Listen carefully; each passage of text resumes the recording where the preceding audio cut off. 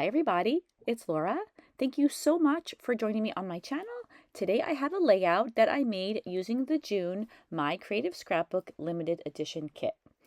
In this kit, we got some gorgeous papers and embellishments from the 49 and Market collection called Crafty Garden. I selected a whole bunch of embellishments. Some of them I use, some of them I don't. And I inked the edges with my favorite Distress ink in Vintage Photo. I don't actually use this title, So Happy, but I do use a title that's the same size, and I made a backing for it so that it would stand out a little bit more. I used my crocodile to make some half circles in the ends because the ends kind of look like tickets on this title. And then I also used a doily from my stash. You could see it in my little stack of embellishments. It has a pretty vine around the outside, so I incorporate that into the layout along with all of these other embellishments.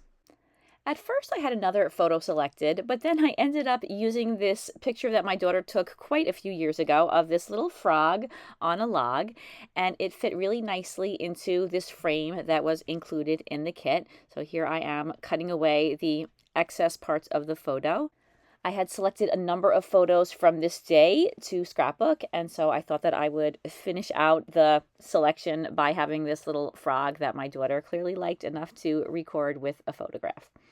And then I made the photo a little bit more sturdy by adding some white cardstock behind it. I like to do that especially when I know I'm going to pop something up on some foam, and I'm using some fun foam that has one adhesive side to give my photo a little bit of extra dimension.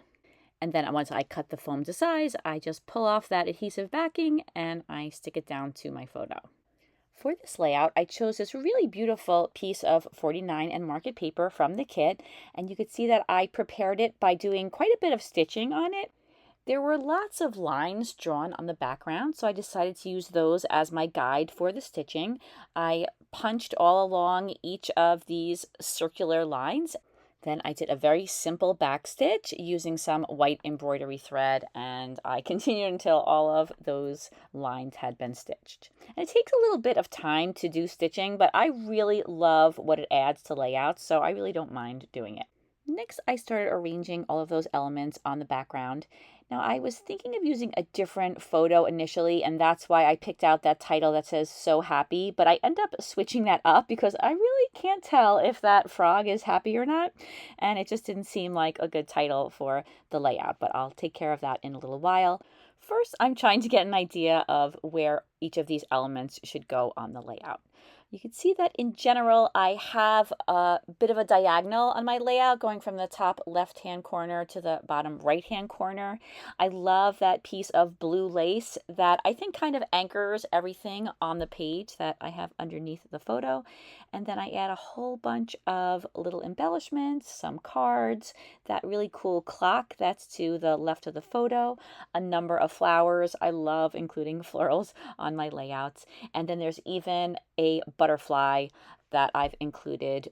And a little bit later, I'm going to give him a friend just because I usually like to have at least 2 butterflies on a layout when I use them. Not always. Now I'm going to start attaching all of the elements down to the page. I'm using ATG adhesive, which I really like because you can reposition things if you need to. I keep my T-square handy just to make sure that everything is straight on the page.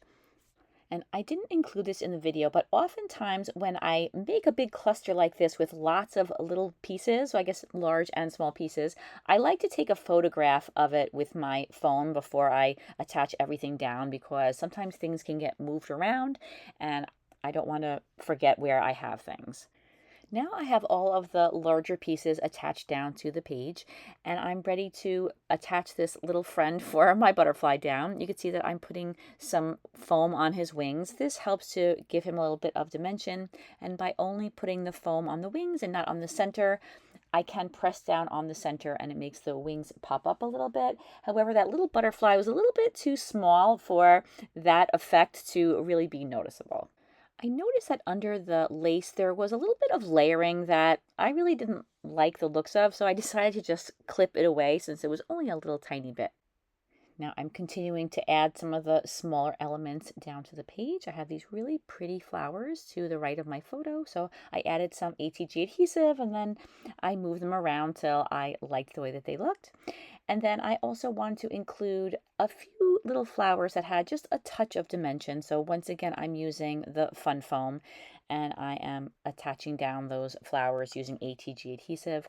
I always like to mention that the ATG adhesive does not hold foam down indefinitely, and I've learned that the hard way and many times. So make sure that if you do use ATG adhesive to attach foam things down to your page, that you go back later and use some wet glue. I just like to have the option of being able to move things around because I do tend to change my mind, especially when making a big cluster like this. But on most layouts, I do like to have the ability to place things on the page and then move them around a little bit. So I don't like to glue anything down with glue until I'm 100% sure everything is the way I like it. So my husband brought home this awesome sheetrock tape for me, and I have a sheetrock tape that's kind of a grid, but this one is a little bit different, and I couldn't believe it actually has a bit of a pink cast to it.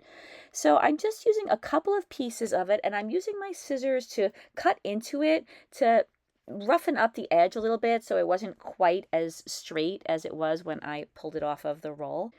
I used 3 rather small pieces of the tape and I placed them in a couple of different spots around the outside of the cluster, and I think that it added a nice touch that looks kind of like a fiber.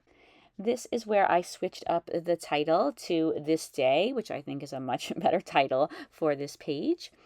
I'm also inking up a couple of other embellishments that I decided to include on the layout. I selected a stamp, some flowers, and then I also found that the kit had this really cool branch, and I wasn't sure at first if I should include it on the layout, but I did end up using it, and I really like the way that it looked. So I took the old title off, but I left that border around the outside so that there would be some contrast between the background and the title. And then I added those flowers in a couple of different spots. And once again, I wanted there to be a little bit of dimension, so these flowers would be a little bit more prominent on the page, so I'm using some of that Fun Foam, which actually I'm running out of. I think I purchased it last at the Creative Reuse Center, the place where I can buy secondhand art supplies, and they had a brand new pack of it and the adhesive kind like I like. So now I have to figure out if I should get it from Michael's or purchase it online, but I really like to have a lot of it on hand. I really like the addition of the branch to the right of the photo. It just kind of goes along with all of those flowers, but it doesn't add a lot of weight to the page. And then I wanted to add another something on top of the photo, so I found this round tag and I tucked that underneath that sheetrock tape that I had put on earlier. And I think that the addition of that round tag helped to define that diagonal that I have on the page a little bit more. I added some string to the tag at the very top. I decided to tie a bow in that one. For the tag to the right of that larger tag, I decided to mix it up a little bit and add a brad. I love brads. I know that most scrapbookers aren't using them as much as we used to, but I do really like to add a brad into my layouts now and then because I think they're super cool. And then I also wanted to add a string to the round tag. So I decided to use a different color. It's a very neutral off-white color. And for this one, I am just putting it through the tag. I'm not tying a bow. I always like to add some dots of some kind, whether they're pearls or jewels or enamel dots. And I'm using some pearls on this layout. And I'm just adding a couple. I add some to the title, to the center of the clock, and to some of the flowers on the page. I'm also going to add some really tiny ones to the butterflies. So this video is the first in what I expect to be a series of videos that I have filmed in the past but did not get the opportunity to voice over and get up on my channel. I'm always trying to balance creating layouts with getting the videos done, and very often I'm not able to complete all the videos that I have for you each month.